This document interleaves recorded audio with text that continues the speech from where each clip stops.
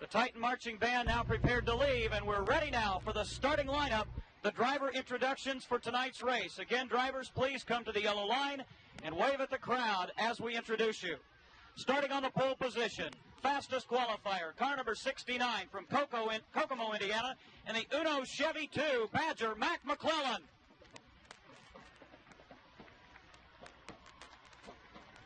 Again, drivers, please, if you would, come to the yellow line. Starting in the middle of row number 1, car number 78 from Indianapolis, Indiana, the Patterson Drive Shaft Benz Tire VW, Lonnie Carruthers. Carruthers in car number 78.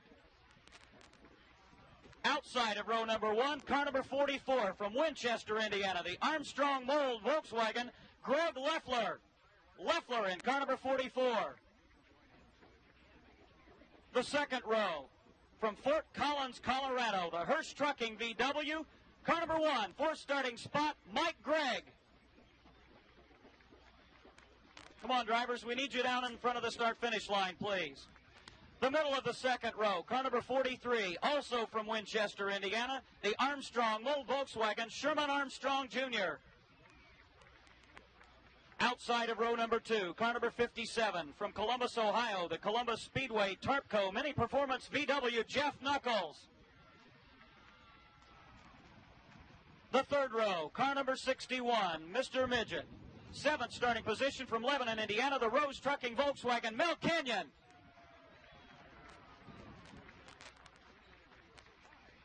The middle of row number 3, from Indianapolis, in the Lotshaw VW, Steve Lotshaw. Outside of row number 3, from Indianapolis, the Vogler Milam Used Cars Volkswagen, Wayne Arnold. The fourth row, fresh from victory at Terre Haute, car number 47 from Indianapolis, Indiana, in the Truck and Van Parts Volkswagen, Warren Mockler. Starting in the middle of row number 4, car number 70 from Zionsville, Indiana, the Jesser Volkswagen, Bob Jesser. The outside of row number 4, from Indianapolis, the Steve's Auto Service VW, Barry Reed. Now we move to the fifth row, car number 59 from Columbus, Ohio, Columbus Speedway Tarpco Mini Performance VW, Jerry Nuckles. The middle of row number 5, car number 9 from Indianapolis, the Pools Bargain Center, Cosworth Vega, Bob Bennett. The outside of the fifth row, car number 46 from Brownsburg, Indiana, the Gamester Green Gable Village G&G Volkswagen, Jerry Weeks. Row number 6, on the inside of that row, from Loves Park, Illinois, the Pace Petroleum Volkswagen, Kevin Olson. The middle of row number 6, car number 42 from Winchester, Indiana, the Armstrong Mold VW, Sherwin Armstrong. Outside of the sixth row, car number 93 from Riverdale, Illinois, in the Hopkins VW, Ken Hopkins. The seventh row, 19th starting position, car number 3 from Costa Mesa, California, the Pacific National Bank VW, Ron Sleepy Tripp. The middle of row number 7, car number 11 from Newcastle, Indiana, in the Hines VW, Jim Hines.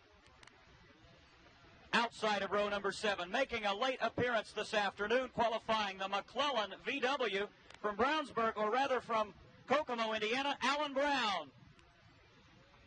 Row number 8, car number 85, the Roush Muffler VW, hailing from Indianapolis, Tracy Potter. The middle of the 8th row, car number 0 from Indianapolis, the Fiberglass Sales and Service Volkswagen, Kenneth Nichols. Outside of row number 8 from Indianapolis, the Thompson Hayward VIP OB Barber Chevy 2, Rick Bailey in car number 8. The 9th row, car number 20 from Union, Kentucky, the Schnell Racing S&S Systems VW, Jim Baum in car number 20. Middle of row number 9 from Indianapolis in car number 17, the Roush Chevy 2, Joe Roush. Outside of row number 9, car number 79 from Indianapolis, the Roush Muffler VW, David Potter. And in row number 10 from Indianapolis, car number 22, the Dixon Dance West Chevy 2, Kevin Hoffer. the middle of row number 10. From Indianapolis, Indiana, the Hayworth Volkswagen, Tom Hayworth. Hayworth in 62. And starting on the outside of row number 10, coming from Crawfordsville, arriving just about 15 minutes ago. Let's give him a special round of applause. The Crawfordsville Lanes automobile from Crawfordsville, Ron Eden. Ladies and gentlemen, there they are. 30 of the bravest drivers in the United States set to go in tonight's first annual Regency Indy Midget 500. Let's hear it for them. Drivers to your race cars, just a couple of minutes away from the start of tonight's first annual Regency Indy Midget 500. They're preparing to go. Once again, 500 grueling laps around this 5th mile oval. The yellow line marks the safety area. Cars must be pushed in and out only where the cones mark on the back straightaway. 4,400-pound concrete barriers 25 feet apart, marking the area that provides safety for the fuel cells, which are hidden inside burial vaults. Drivers preparing to climb into their racing machines, and as they do so, one more time to Mr. Roger Priyama. Roger, what words do you have prior to the start? I'm glad I'm over here and not in one of those cars running around the track. How about you? I am too. Very good.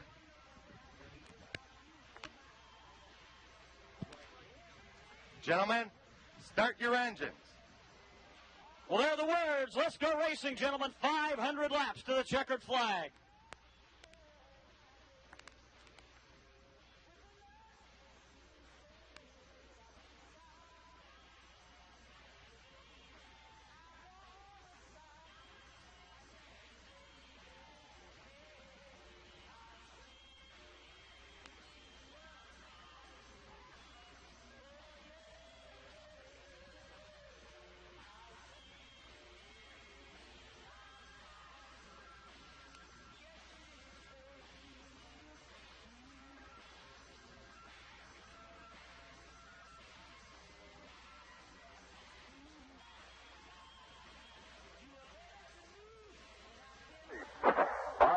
Whose own car number 60 broke down earlier this afternoon, will be standing by to relieve Sherman Armstrong in car 42 or Sleepy Tripp in car number 3. Also, Sam Eisenhower is suited up. Sam, a long-time Cora and Neymar driver who has also raced at USAC, is standing by to relieve Billy Reed if needed. We have also seen some additions to the cockpit to ease the driver's strain during the competition. In fact, on car number 2, driven by Steve Lutshaw, we see a special pad that will be on the right side of the helmet. In addition to the neck brace to hold the helmet upright and the tether on the left side of the helmet, you will also have a brace on the right side of the horse collar to keep that head straight in the cockpit. A number of the drivers have liquid refreshment on board. Warren Mockler in car 47, Sleepy Tripp in car number 3, both will be utilizing canisters filled with Gatorade to refresh them during the 500-mile grind. And, of course, a number of the drivers are using 2 tethers on the helmets, one on the right side, one on the left side to keep the head upright. Of course, the centrifugal force through the turns, pushing the helmet and the head off to the right. So they're concerned about keeping the head upright and maintaining the position throughout 500 circuits. We have talked with the drivers of the Badgers earlier, Bob Ciccone, who broke his, and Matt McClellan. It would appear that Mac will have somewhat of a advantage over the rest of the field simply because of his driving position. He is more in a prone position, whereas the other drivers are driving straight up as though they're watching television in an upright chair. Some of the crew members we see are wearing fire suits. Others will be content with blue jeans and racing T-shirts. One by one, the drivers are being suited up. The neck brace is being strapped on and climbing aboard the race cars. You'll notice that some of the cars have removed the windshield simply to give the drivers more fresh air to refresh them during the 500 laps. Gary Lee, I'd like to ask you a question. How many relief drivers do you see down in the infield area? How many gentlemen standing down there in racing uniform that are not saddling up now in a racing machine? The only 2 that I know of right now, as we mentioned, Sam Eisenhower relieving Barry Reed, and Bob Ciccone is standing by for duty if needed with the Armstrong Mold team and or Sleepy Tripp. So at this point, only 2. However, we may see some the race progresses. Well, thank you, Gary. One other item that we should point out, car number 79 will not be driven by David Potter. Handling the driving chores will be his brother, Kevin Potter. So Kevin will move to the tail instead of outside of row number 9, where David had qualified the machine. So that will move Kevin Hoffer to the outside of the 9th row and move into row number 10, Tom Hayworth, Ron Eden, and Kevin Potter.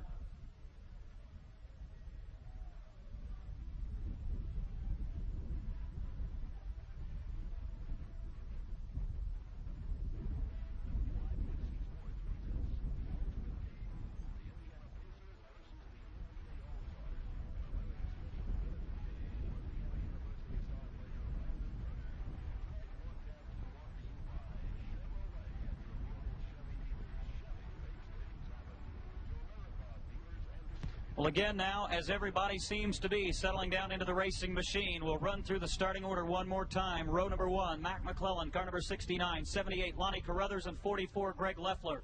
The second row, Mike Gregg, car number 1, 43, Sherman Armstrong Jr., 57, Jeff Nuckles.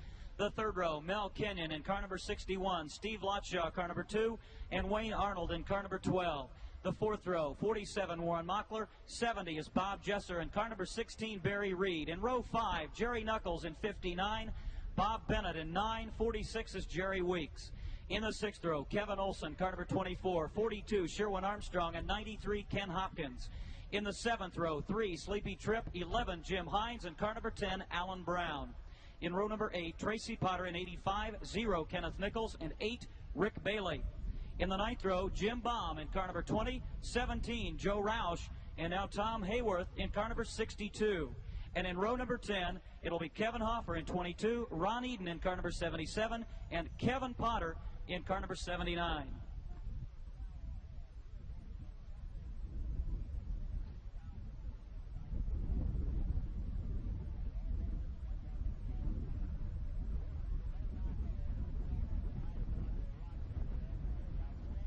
Very quickly, we're about set for the start. If you have not gotten your Indy Midget 500 contest entry blank in, the rules say that it must be in the main gate box before the race starts. This is your final opportunity to quickly run down, pick your top 3 finishers in the order you think that they're going to take the checkered flag, and get that in the box immediately, because in just a moment that box is going to be sealed.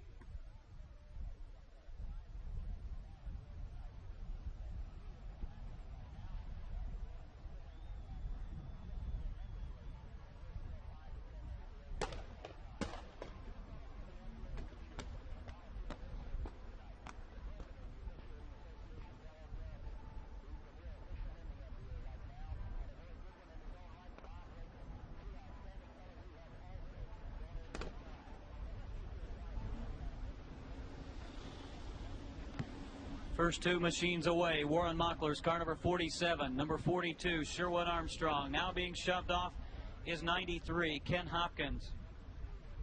Again, you can see on each one of those concrete barriers a number. That's not something simply for your edification so that you know who is in what automobile. That is the designated pit area for each of those drivers. There are 38 concrete barriers there. The 2 on either end, on each side of that wall, are for the push vehicles. All of those barricade areas in between, marked with the driver's name, is the location behind which his crew is standing by with tires, fuel, and whatever else, equipment, parts, tools, and so forth, the crews and driver have felt necessary to bring out to the racetrack. So once this thing gets underway, and probably from this very second on, these crews will probably not have any opportunity, barring a red flag or a total stoppage of the race, to go back to their pit areas at the north end of the racetrack. Now having been pushed away is car number 43, Sherman Armstrong Jr. Also Wayne Arnold away in number 12. Mel Kenyon coming by the main grandstand in car number 61. Now it's Kevin Potter away in 79.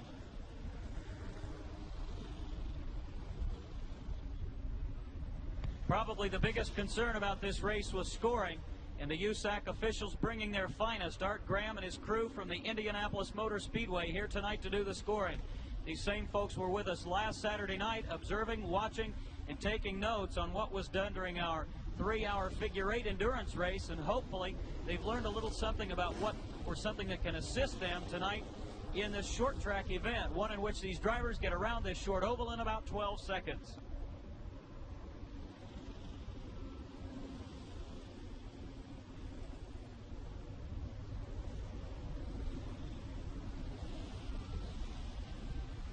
We'd like to remind you folks in the grandstand, we are going to do our very best to keep you up to date on the scoring.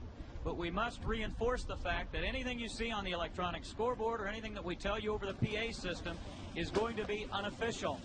We hope we don't have to qualify that each time we flash numbers on the board or announce them over the public address system. But anything that we announce will be purely unofficial until the conclusion of the race. Scoring crews will work diligently to keep us as current as possible. And needless to say, the scoring officials will be gathering scorecards from 30 different midgets. Each individual driver has and assigned a scorer, and they're sitting right in front of the scoring tower here. They'll be maintaining the laps. You see the monitors directly in front of us. As their driver comes by the start-finish line, they'll write the time down that flashes on that television monitor. Those cards will be collected by the scoring officials, brought to the tower, collated and correlated, and then we will give you the rundown just as closely as we possibly can.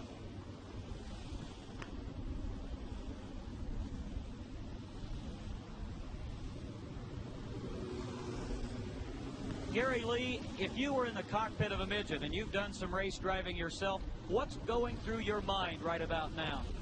At this point, Ron, as the drivers line up, they're concerned about being in the right position in the cockpit. Now, that may sound a bit unusual, but they have to be comfortable. They have to be strapped in properly.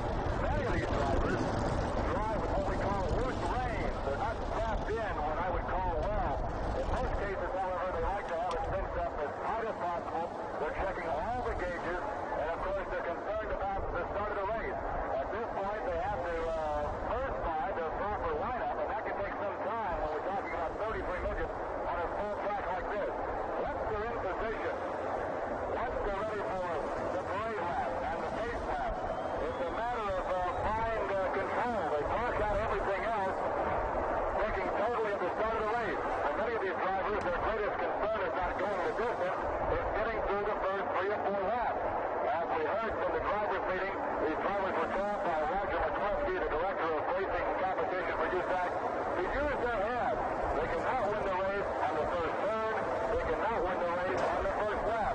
Use good judgment. Let the field string out before they do some serious racing. So at this point, once they're suited up, they're in the cockpit, they feel comfortable, and everything looks good. They know exactly where their pit crew is, where they can check a pit board if the pit board is being used. And then they concentrate on lining up, and once they're lined up, the entire effort is on the start of the race. Gary, let me ask you another question. We noticed that some of the first machines being pushed away were not those drivers sitting in the front couple of rows. Do you think they're being so particular about fuel consumption, so conservative, that some of the front starters elected to be shoved away near the tail, hoping to conserve that very last drop? For example, Sleepy Tripp and Lonnie Carruthers, the last 2 drivers to be shoved off. Well, actually, since they have to make the one pit stop anyway, they'll have ample fuel. The fuel situation should not be a problem. They will use about 7 gallons of fuel per 100 miles, so they can go, about 250, 60 laps, I should say, at that miles, before needing to refuel. Once they do stop for fuel, they can completely top off the tank, and they have some 25 gallons of fuel here in the pit area.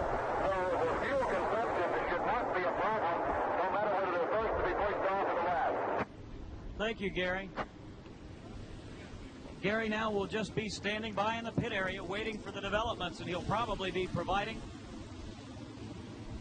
the really exciting information that we'll get with regard to what's going on in the drivers' minds and heads as they come in for pit stops.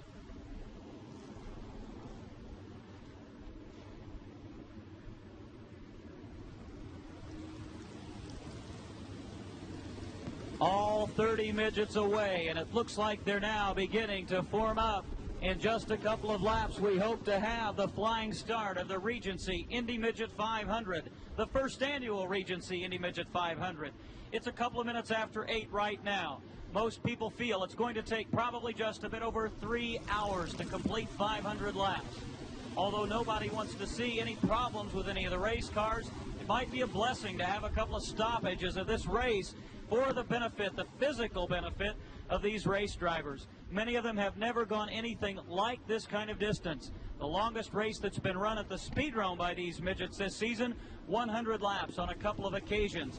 After winning the last 100 lapper, McClellan told us that he didn't know if he could go 500 laps. Now, did he mean it, or was he simply trying to plug in a little bit of psychology into the minds of some of his fellow competitors? That remains to be seen. It's a question that we'll answer in the next 3 hours. Ladies and gentlemen, this time by, we want you to stand and wave something white or bright. If you can't get up and you're bundled up, get something out and wave at these guys. They're doing this for you racing fans. 500 incredible laps of racing in front of us. They're waving at you, wave at them. They can see you. Here we go. What a beautiful field of racing machines. I've got goosebumps all over me, don't you? We'll be watching now. Probably one more pace lap. That was the parade lap. Yes, Vic Lipke, the left hand held aloft, one finger pointing skyward. The butterflies now really beginning to well up in the stomachs of 30 race drivers. They anticipated green that time. Now we do see the furled flag. They do begin to accelerate. Watch them go down the back straightaway. As Gary Lee told us, all the drivers have been told, just keep your heads, keep your wits about you, race drivers. Be careful, be cautious. Good, smooth, fast start out of turn number 4. And we've got a yellow flag for at least one more time around. Some of the drivers near the back of the pack really have to be on their toes. It's going to be a very touchy proposition moving into the first turn, as we've talked about. The high side of the racetrack, not the ideal place to be to go into turn number 1. Again, they accelerate off turn 4, green flag, and watch them go down the main straightaway, 3, 4 abreast. Your early leaders, McClellan, Wayne Arnold swings very wide in car number 12. 3 abreast down the back straightaway, Bob Jesser.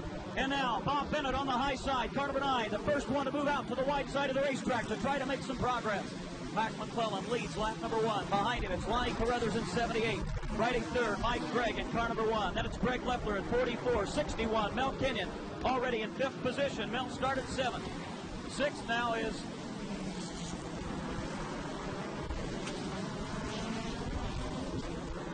in 6th position now it's Jeff Nuckles in car number 57. 7th is Steve Lanshaw. 8th is car number 43, Sherman Armstrong. 9th is 47, Warren Mockler. And Bob Bennett in car number 9 is up to 10th from his 14th starting position. Just 2 laps, 3 laps now completed. And already McClellan begins to pull away. And Kevin Hoffer in car number 22 pulls to a stop on the backstretch. Right at the safety area. Kevin's obviously got some trouble. I'm not sure where his pit is. I don't see it on this side of the wall, perhaps on the other side. Hoffer's crew not getting out to take care of him. The green continues, and look at these machines totally encircling the track, and already your leader, McClellan, beginning to move into some lap traffic. It took 4 laps to get there, but Mac is already there. McClellan, your leader, the last time around, 12.28 the time for McClellan in car number 69. They're already now beginning to get thick around the racetrack. Let's see if we can sort them out for you once again. Your leader, car number 69, McClellan. 2nd is still 78, Lonnie Carruthers with Mike Gregg. 3rd in car number 1. 4th is 44, Greg Leffler. Mel Kenyon rides 5th and 61. 6th is car number 57, Jeff Nuckles. 7th is Steve Lanshaw at 2. 8th is Sherman Armstrong at 43. 9th, Warren Mockler, 47. 10th is Bobby Bennett in number 9. 11th is Bob Jesser in 7th. 12th is Jerry Nuckles in 59. Then it's a long way back to the 13th place car of Jerry Weeks.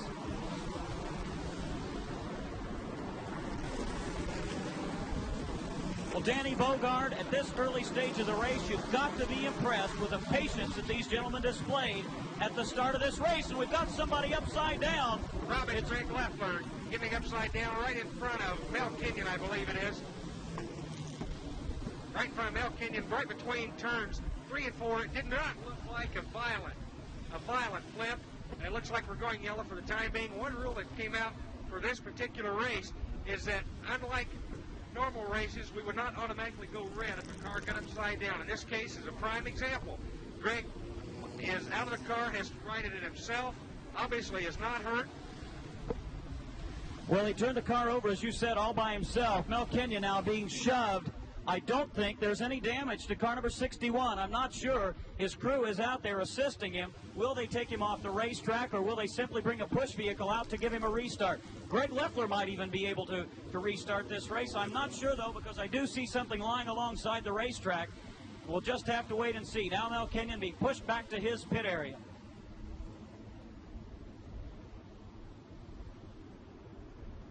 Rob, it looked like that as Greg Leffler was getting upside down, it happened right in front of Mel. Mel just literally ran out of room, stood on the brakes, and killed the engine. I don't think they even made contact. And as far as damage, I think part of that material we see laying on a racetrack is sheet metal or fiberglass off maybe the shield on the cage, probably a dirt shield. Well, it's obvious that Greg Leffler is not injured. Not sure at this point the damage of the race car. 15 laps complete this time as McClellan flashes by the start-finish line. Leffler's car rolling under its own power, being shoved, and the crew is waving violently. Rick Bailey chose this opportunity to make an early pit stop, and now the crew getting the car back to the pit area. I'm not sure whether or not they're going to simply restart it or what's going to be done to car number 44. Rob, we were just about to comment, and I think the question you're going to ask me is, you know, could we believe the patience of these fellas on that start? And these guys are, I start to say, are not used. They have never started 3 abreast, 10 rows on a racetrack this size. And I was so apprehensive. You know, my heart has been in my throat for the last 5 minutes. Anyway, when they dropped the green flag, I couldn't believe the patience that these guys used. And, you know, they've strung out good. There's about 3 or 4 tremendous races going on right now, especially between Lonnie Crothers, Mike Gregg in the car number 1, and that bunch that's on behind them. But they've done a tremendous job so far, and I mean, I'm really proud of them. Well, back in the cockpit, helmet on, strapped in, and ready to go back out on the racetrack is Greg Leffler in car number 44. Now, this is the second race in a row that Greg has found himself in the wrong position, and that is wheel side up with his race car. At Terre Haute this past Sunday, while running strongly in the Hut 100, Greg hooked a rut in the first turn and got upside down. The car came to rest right on the roll cage, completely upside down. Now Greg is climbing back out of the race car, so maybe the damage is there to that machine. Mel Kenyon has been shoved off, however. No damage done whatsoever to number 61, and I think you were right. He simply locked it up and tried to stay out of the way of Leffler's number 44. Rob, a report we got from the pit area was that the only damage incurred, at least at this point, that they've noticed on Greg Leffler's car number 44 was a bent steering rod or steering arm that comes down the left side of the car to the left front wheel. They have straightened that with a hammer, and we did get a little bit of left rear wheel damage. They've changed that. They've changed that now, and it looks like they're about ready to go. Well, Greg's still standing outside the race car. The rule is that during the process of refueling, the driver must be out of the race car. Now Greg is climbing back into the cockpit. According to Gary Lee, he hit the inside tire that marks the third turn and just gently rolled. It wasn't a violent flip at all.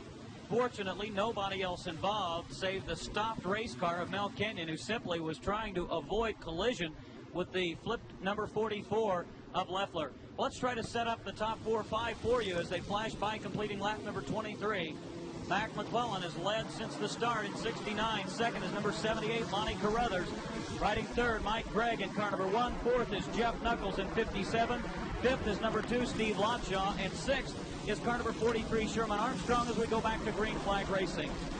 Rob, we noticed also during that yellow flag that Jim Baum in the car number 20 made a quick pit stop, was in and right back out, probably some minor adjustment, and is back on the racetrack. Well, maybe we can have the folks with scoring check and see just how many laps Mel Kenyon will now have to make up to move back up near the front of the pack. Your leader, McClellan, and he begins to move away just as he did at the start of the race. Leffler's under power now, and he'll join the race.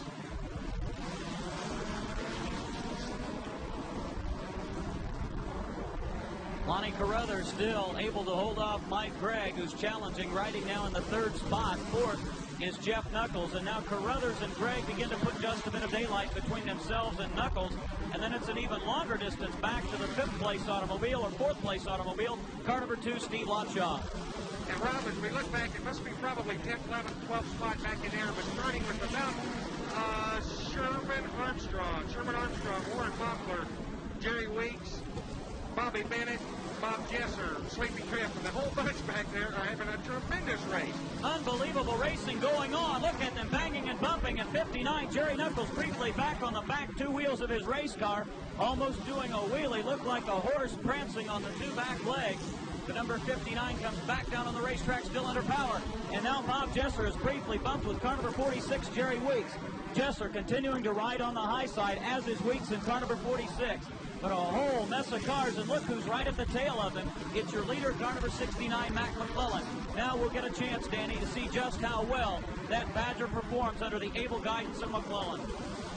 Robbie's working exceptionally well on the outside. And this afternoon, after about the third or fourth time he qualified, you and I had guessed that Mac had probably gone to full fuel, and I think he was running in either 12.3s, low 12.3s, and we've got him at 12.28 during the race now in traffic.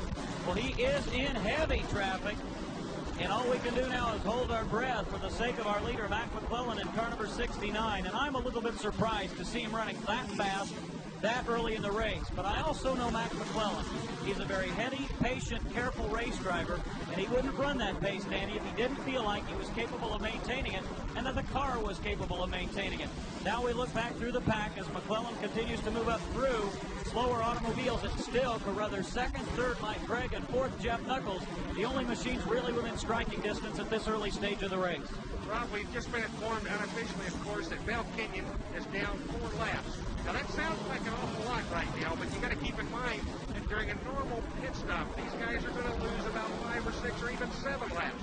So it's not important at this point at all, and I think we ought to keep an eye on Mel Kenyon for the rest of the race. I do too. Don't count that man out. He'll be there at the finish if the car's capable of going the distance.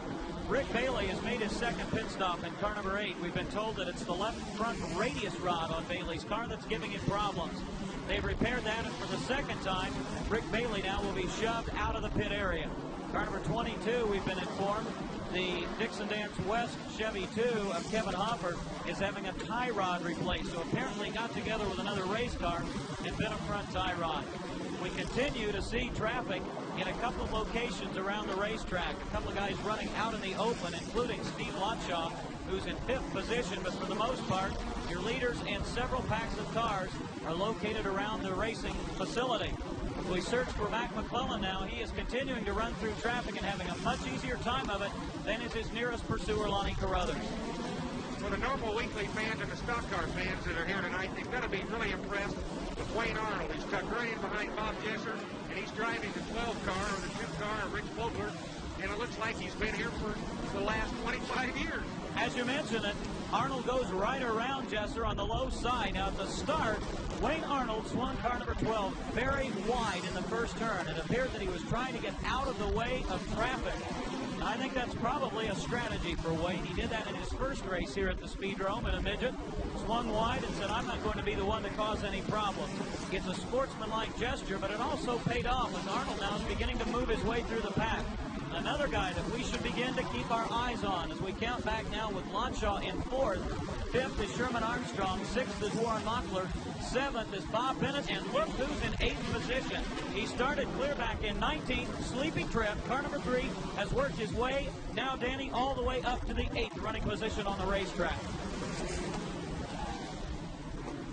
Car number 43, Sherman Armstrong Jr., the last time by, pointing violently with his left arm at the left front wheel. I'm not sure whether it's brake problems or whether it's tire problems, but Sherman was pointing in that direction. Again, the real move has come from Sleepy Tripp. He's up from 19th to 8th. There was some conversation earlier, Rob, about the brake system on the Armstrong Bull cars, and I absolutely know nothing about brakes, but these are a different type of brake than are normally run, and there was some conversation that they felt that there might be some problems with their brakes, so we'll have to keep an eye on what they're doing, what they're pointing at, and we just got, once again, McClellan in traffic, 13 seconds. Right in front of Mac is car number 61, Mel Kenyon, in 13 seconds. A very good time to be maneuvering that machine through traffic. Right in front of him and 4 laps down is car number 61, Mel Kenyon. We see a couple of the machines beginning to smoke.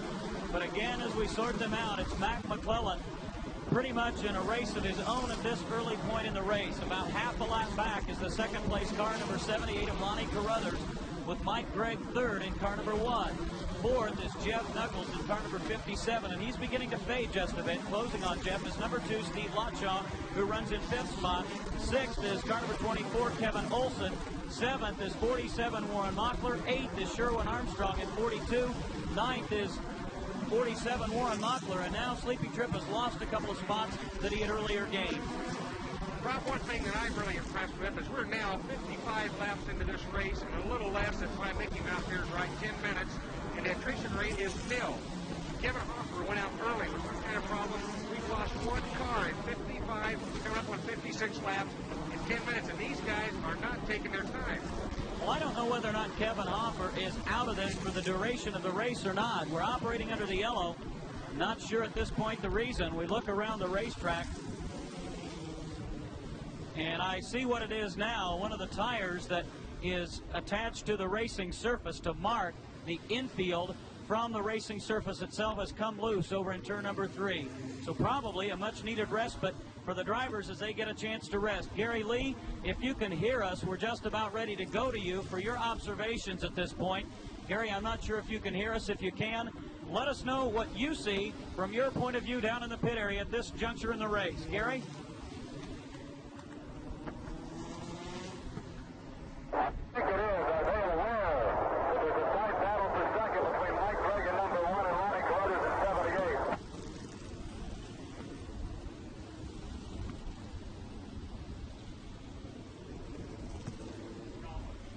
Well, Gary just mentioned to us, if you did not hear him over the PA system, he was referring to the tight battle for second spot. I count back about 8 or 9 cars. Lonnie Carruthers in 78, Mike Gregg in car number 1. In 4th position is 57, Jeff Nuckles, and riding 5th is number 2, Steve Lotshaw, who was closing on Nuckles prior to the yellow. Back to green flag racing once again, and this gives McClellan a bit of an added advantage, and that is he's got a clear racetrack in front of him. Another machine is pulled to a stop in the infield area. I'm sure he thought that yellow would be a little bit longer. That's Bob Jesser, who's come to rest right in front of his pit area in car number 7.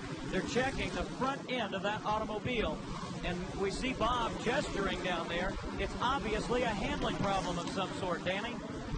Right, and I don't know exactly what it is. I've noticed that Rob and I believe Wayne Arnold got together a couple of times inadvertently, going into 3 and also going into 1 down here. And I don't know whether maybe he just bent one of the radius rods. They're very light. They're made to bend easy to soften any damage or any impact that you might have. So, you know, it's probably something on that order. I don't think it's going to take a lot of repairs. I'll look for it to be right back out there, Rob.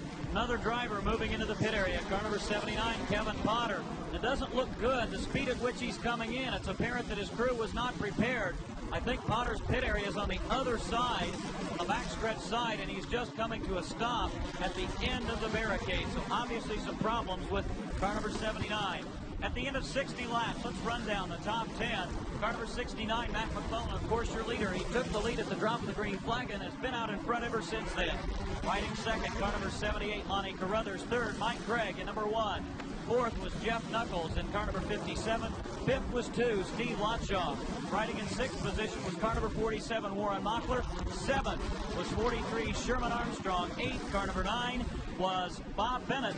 9th was number 3, Sleepy Tripp, and rounding out the top 10 was car number 46, Jerry Weeks. Jesser now being hand-pushed down to an area where he can get a shove start by one of the push vehicles as another driver has come into the pit area and climbed out of his race car, and it appears to be car number 85, Tracy Potter. Now, another car has gotten a black flag out there, Danny. I'm not sure who it was. It was dropped in the general vicinity of Wayne Arnold, and we now see car number 12 dropping off the pace and ducking into the infield. USAC officials will be at the race car, hopefully to tell him what they see wrong with car number 12. Let's keep an eye on Wayne as he stops to see how long a stop this might be. Somebody over the wall and out under the race car. It appears that they're checking for some kind of an oil leak. Right, Rob, and one thing about the Volkswagens, just by sheer design, they're not the cleanest operating engine going, especially in a long race. They tend to push oil up out of the push rod guides, and that's probably what's going on here. It doesn't look like anything real serious. We understand that Tracy Potter has been experiencing some problems with the throttle linkage, and that can be critical on this racetrack. Kevin Potter is out of his race car now, and they're pushing in down toward the south end of the racetrack. Fuel is going into Tracy Potter's car, and it looks like Tracy doing the refueling himself as his crew continues to work on that throttle linkage. Wayne Arnold continues to be in the pit area. He's climbed out of his race car as they pour fuel in. One of the regulations of this race, you must be out of your car for the addition of fuel.